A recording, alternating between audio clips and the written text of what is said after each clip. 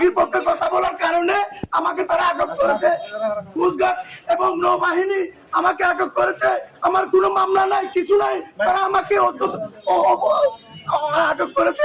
আমি বাংলাদেশ মাননীয় সরকার ডক্টর ইউনূস এবং স্বরাষ্ট্র উপদেষ্টার আমি তীব্র প্রতিবাদ চাই। আমার এই সুস্থ তদন্ত করার জন্য প্রশাসনের নিকট অনুরোধ জানাচ্ছি।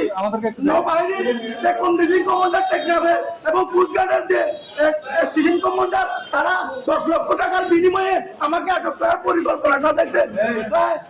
স্বরাষ্ট্র উপদেষ্টা এবং ডক্টর ইউনূসের কাছে আমি সুস্থ বিচার চাই।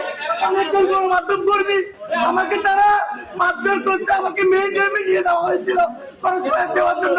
নৌবাহিনী এবং কোস্টগার্ড আমাকে আল্লাহ বাঁচাইছে। আমার বিচার চাই। আমি কোনো কিছু করি নাই, আমি সুস্থ বিচার চাই। আপনারা এইটা একটু দেশবাসী, সহকর্মী, সাংবাদিক বন্ধুগণ, এটা একটু আপনারা প্রচার করবেন। আমি একজন সহকর্মী, আমি একজন সাংবাদিক, আমি দেশের জাতির পক্ষে, ভুক্তভোগীর পক্ষে কথা বলাই। আমার বিরুদ্ধে অবস্থা করছে তারা। আমি নৌবাহিনীর পুলিশ কমিশনার, আমি নদী থেকে আসার পথে শাহপুরদ্বীপ থেকে আমাকে তুলে নিয়ে তারা অস্ত্র মামলায় বাধা হয়েছে আমাকে।